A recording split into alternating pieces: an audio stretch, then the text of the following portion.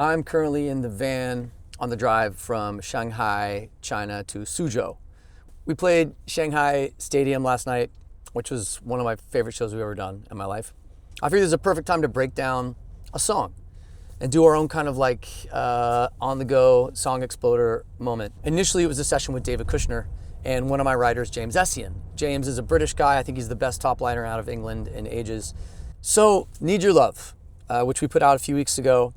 One of my favorite songs we've done in a decade. I want to break down how the song came about and my kind of process behind it. I fully produce this one. I do a lot of collaborations with a lot of different producers, co-produce. Sometimes there's 2 people, sometimes there's 4, you know. If it's a rap record, there's 10, magically. But this one I did myself, and lately I've been diving back into doing a lot more full productions on the go, like hotel rooms. So this one was worked on over the course of, honestly, probably, if I combine lyric, melody, and production, probably 12 to 15 months. I knew this one was special. I wanted to wait till it was just us. No movie, no DJ, no features, just OneRepublic doing our thing. And it kind of sounds like how we started. Sonically, it's kind of a return to form, I guess, if that makes sense. I just kind of heard chords in my head. So like I have all my MIDI, all my like analog keyboards set up in real time so I can always play analog.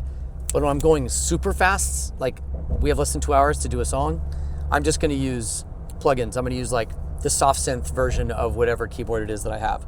So the first thing that I did was pull up a Jupiter. This is how picky I was. The patch is called Angel Valley. This is how little time we had. I'm like literally opening up keys and starting alphabetically. So this is probably in the first, like between the first, second, or third patch that pops up. Let's just see.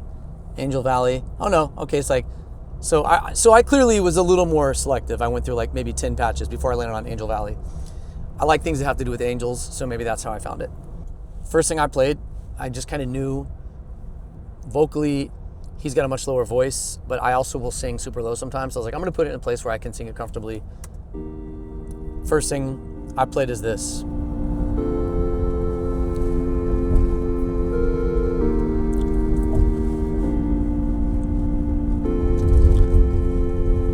Right? And I just felt this bounce, like tempo-wise. I knew that I wanted it. I was like, we need to do some like nasty kind of hip-hop, like 90s, early 2000s hip-hop beat. Like that's more like my DNA of where I come from. When I first started as a producer, the first income really that I made was just slinging beats, like selling beats to rappers. And that's what paid the bills. So I was just on my MPC and ASR 10 making beats, and sometimes I would sing the choruses. And so I'm very comfortable in this place. I dug into like an old pack of drums that I've had for probably 20 years. And I just knew the bounce. I was like, I just knew in my head to kind of lean back, like I wanted people to knock their head when they listened to it. So here's the beginning of the pattern right here. Boom, 1, 2, 3, 4.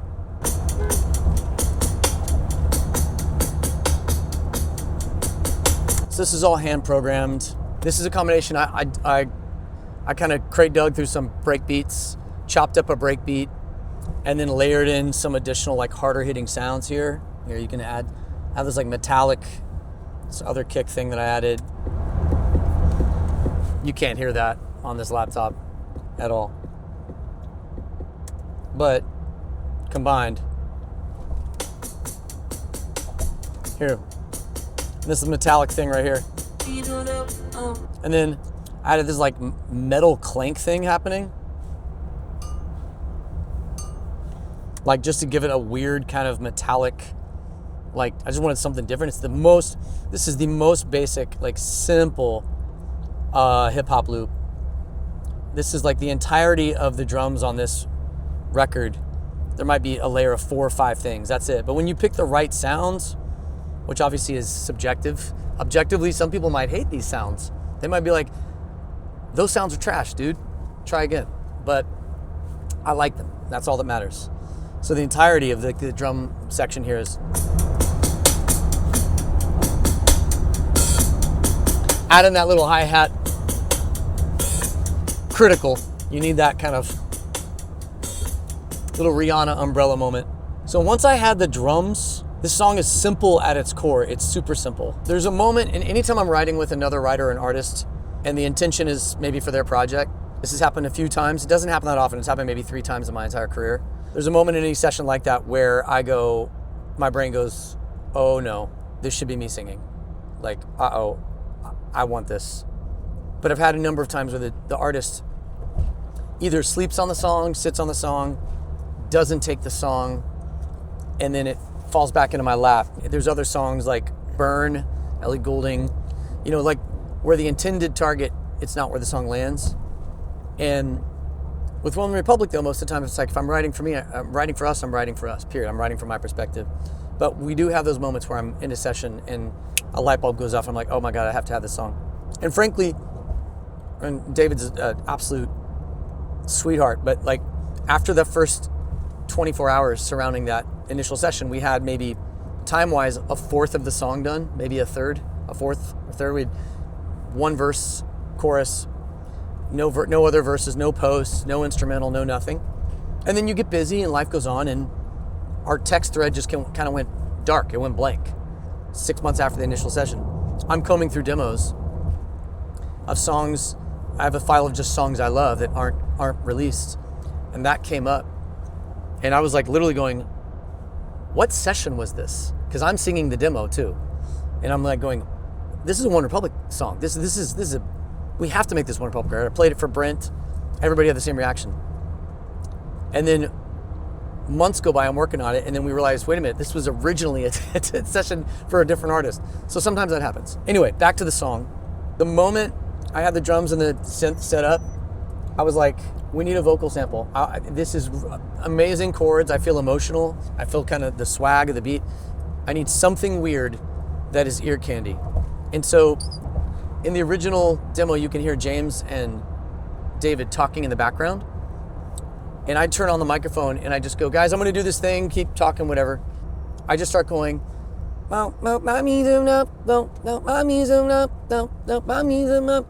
gibberish. I'm singing absolutely nothing.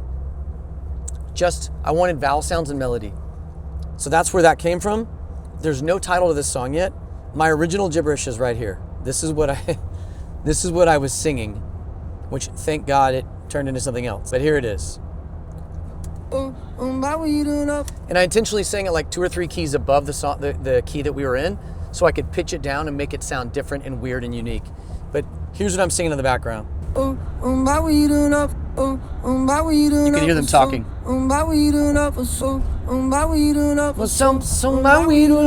So then I took that and I added all this other stuff. I pitched it down, and then it turned into this. I have auto-tune, little altar boy pitch. You can see that I like increased the formant, some CLA, EQ rolled off the top because it was bright as hell, reverb, and one knob, which I use as a filter throughout the whole song, and it turned into this.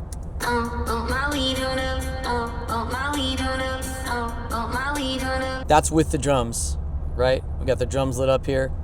Let's add in the synth and the original vocal sample. This right here is 2/3 of the production of the song. It's like picking the right sounds right here. You can hear.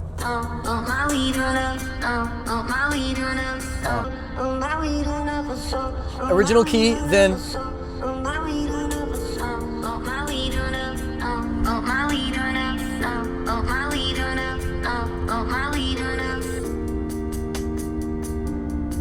that's where the verse starts.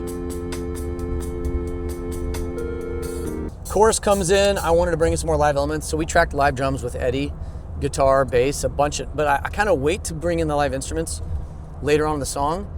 How I started and the Timbaland of it all, our initiation as a group, that never really left me. So there's always been that inclination to lean stuff a little more hip hop, loop based, and not getting super mathy. Like, look how many chords we know. We know all the chords, we can play them, we can get weird. That's not what our fans want. That's more like what I'll go listen to. I'll go listen to live jazz any day of the week. I love it. I want to hear it. Give me all the things, but that's not what we do. So I wanted to keep this one kind of simple. So chorus comes in, I add some addictive drums, hi-hats, just for more texture. Let's see what else we got here. Oh yeah, so this is the main, it's like a combination of going blind and not being able to see the screen. So my main bass synth here, I tracked my actual Moog in my studio that I bought from the Beastie Boys. So I'm playing live analog bass in here, and I added some decapitator.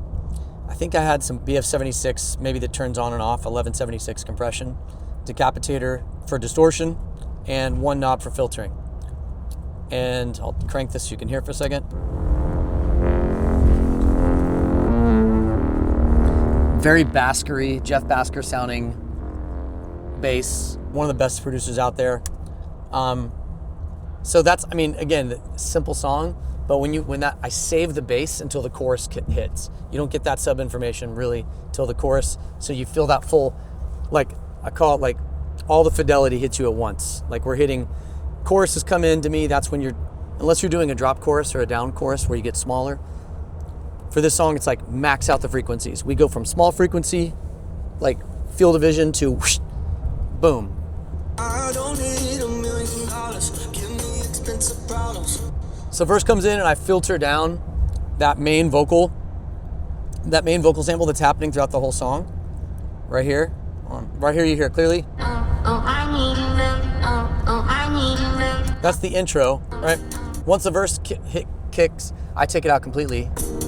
Don't need the buzz or the credit cards. That was the first thing out of my mouth. I think I'm a very collaborative person. I try to fill whatever role I need to fill in the room.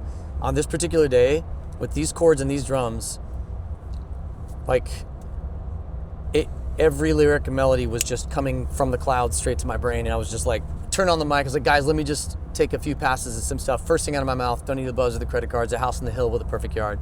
Don't gotta see my name on a boulevard. I don't need $1 million. It was like, I've almost felt bad because normally in the room I'm like, what do you think? I was just like, then this, and then this, and then this. And they're like, yeah, mate.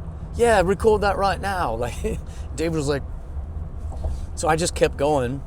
This song wrote itself, honestly. At least the first verse and chorus did. Then I took 6 months on the rest of it.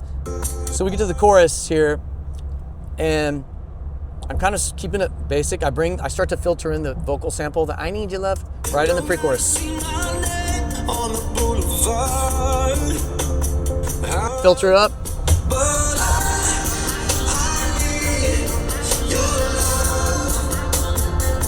So the thing I spent the most time on in this entire song is the organ that comes in the chorus. I probably spent on one flight 5 hours filtering through every single organ patch that exists to try to find one that felt big enough. And it's like a stack of organ sounds. I wanted a little bit of that fix you kind of emotional energy, but here we go. Here's my organ stack.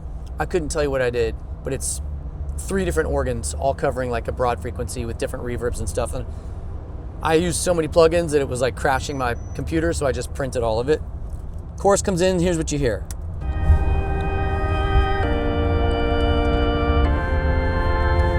You can hear it pumping.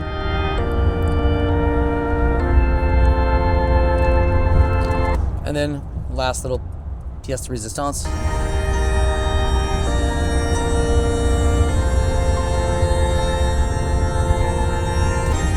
Holding that sustain, creating that tension, all the suspensions.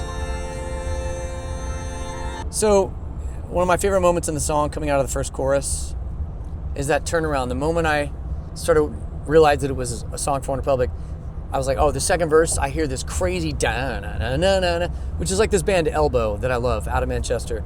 Felt like something they would do on a pop record. This little turnaround moment here in verse 2. Oh, and the other thing is too in the chorus, day of, I just hit record all the original vocals, which you can see right here. This is the day of vocals. I think I added 2 layers to this in the final vocal. This is the day of demo. This is me. I kept everything. So the choruses come in and it's just me doing the Sam Smith stay with me kind of thing. I moved around the room in the studio and sang with different tones. All I need your love, and all I need your love. Like all these terrible versions of me. All I need is your love. Like just trying to change my voice around. But I need your love. You can hear the harmonies.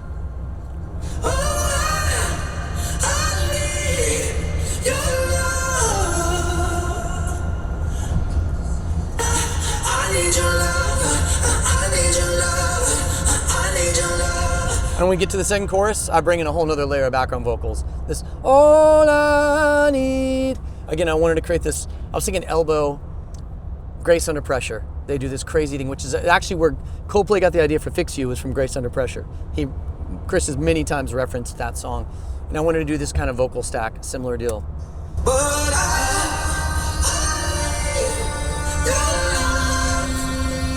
And then here we go.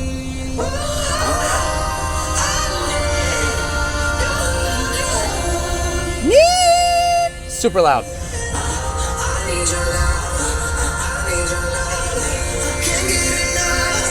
Yeah.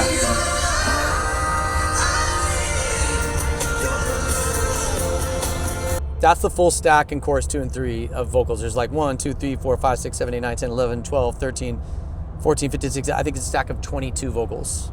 All me, just pitched around doing different stuff. And my kid, Miles, who's 11 years old, he's singing backgrounds in there too, which I thought was awesome. When he finally came into the studio, here, listen to this.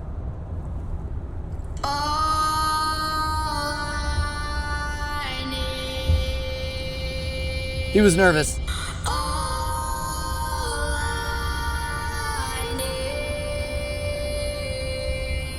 I was pretty proud of him. So he's layered in there. You can hear him on the record coming in.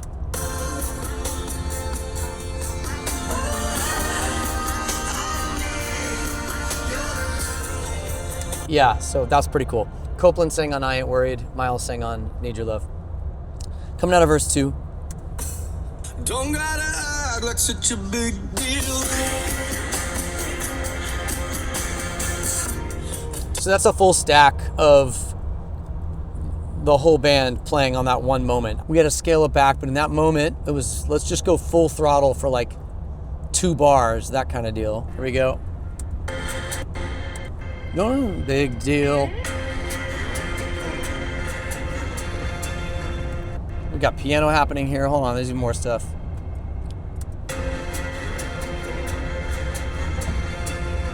Eddie's drums come in here.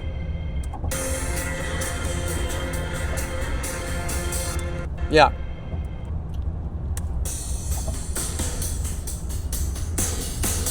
That's in the live room of Conway, one of the best sounding rooms there is. Then his live drums come in.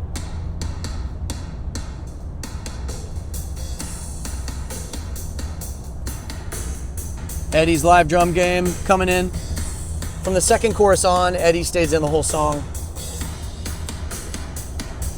Mixed with my hip hop shit. And that blend.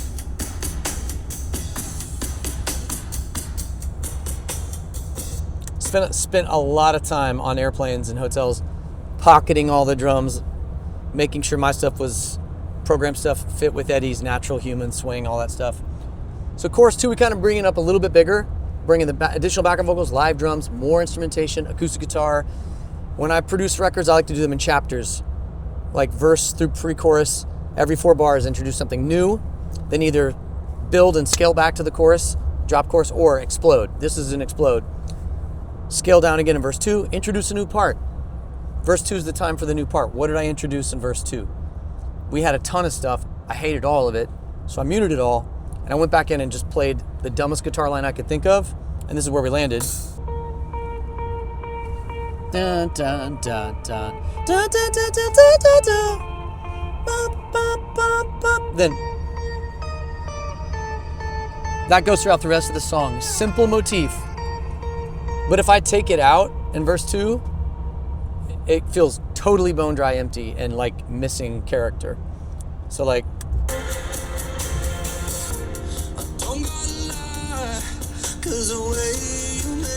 you're like, why is that important to add that one note? A, we need a new piece of sonic information in verse 2. 2, I'm holding whole note chords throughout the whole song. So adding that quarter note guitar makes the song move quicker. Like sonically, it just moves the listener forward through the song.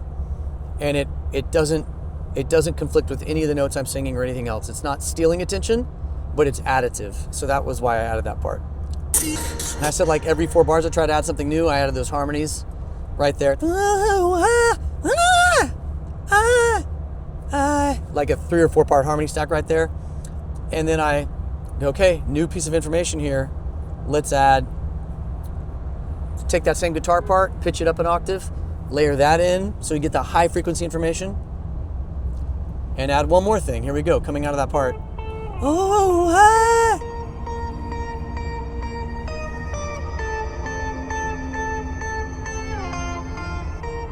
So now you're getting the high octave of that thing. Here we go into the chorus too.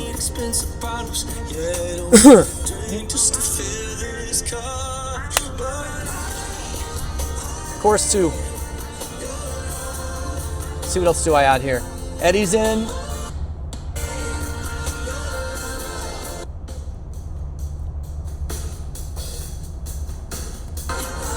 So hard to get live drums to sound just right, but we got them. And I decided to do something a little non-traditional, at least in 2026. Instead of doing a bridge, I did a third verse, which is very much like 1960s, 70s. I feel like that's June Carter Cash style, or like even old school Beatles and girl groups. There was no such thing as a bridge, you just do a third verse. So I did a third verse. Here we go, coming in verse 3. Strip all the production away. And this is where I point the camera. A lot of our songs, people are like, is it about God? Is it about a person? Is it about me? It's kind of all the above with this song. Looking internally, it's looking up in the sky, it's looking at the person across the table from you. For me, it'd be my wife, God, myself. That's what the kind of the lyrical translation, or you know, what this the vision, the perspective is on this song.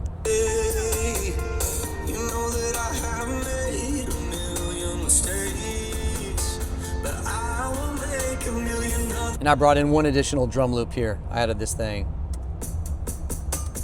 Here you can hear the middle. That metallic clink. I love that shit. And then added this thing here. I wanted the drums to get bigger in this moment and the final chorus. Little bass diver. Tambourine. First time you hear that. Way more live. I'm bringing in big room.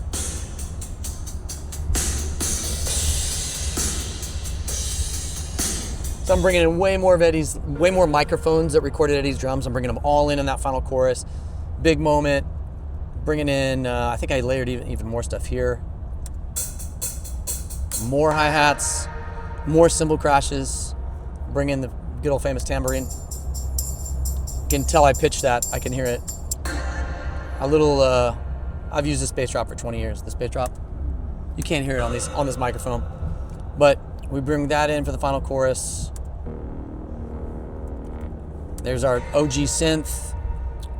This is Drew, final show of the European tour in Lisbon at 1 a.m. in Portugal. I said, I'm missing a guitar part. I sent him a voice memo of what I wanted. He recorded it in the hotel room, sent it to me, and then I layered on top of it. So that final chorus, bring in this, like, again, very elbow style, like crazy electric guitar. And I wanted to do something that we haven't done in a long time, which is a long song and ride out on the final chorus. First time you hear this final chorus, we bring in piano. We tracked at Conway, right here. This part. I'm an idiot, so I've do the simplest thing. Opposite of Jacob Collier. Just like, no negative harmony here, just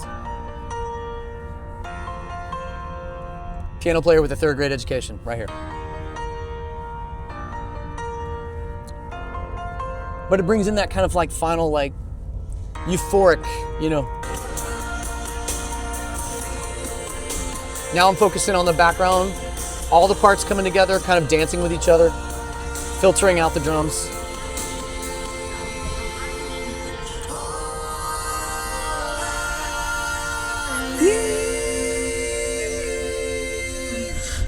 Yeah, ended it on full harmony, which we've never done before, which I thought was a cool moment. So yeah, that's the full story. That's my song exploding between Shanghai and Suzhou, China. That's Need Your Love, recorded in, if I'm being real, probably 8 or 9 countries over 9 to 12 months. I think we were in like Eastern Europe, like maybe Prague or Vienna, something like that. And I was like, I gotta finish this song, and I'm gonna kind of just go off, and that's this last vocal take. Here we go. Just to fill this cup, but you can hear it's tired. Your love,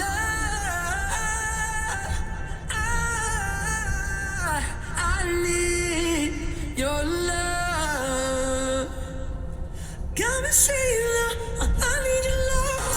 I need your love. Can't get enough. It caught me on a good day. The voice was just worn out enough to have a little rasp and angst to it, but I was able to like pull off the final vocal, which I was dying to do, which is hard to do every night. That's hard. My voice is cooked by the time we get there. Anyway, that's Need Your Love. We're about to pull up to the venue in Suzhou, China. This is our last date here in China. That's the full breakdown, top to bottom, soup to nuts. And yeah, I hope you enjoyed it. I hope you learned something. Keep it simple, friends. Keep it simple. Keep it clean. Don't get too fancy, but keep it mean.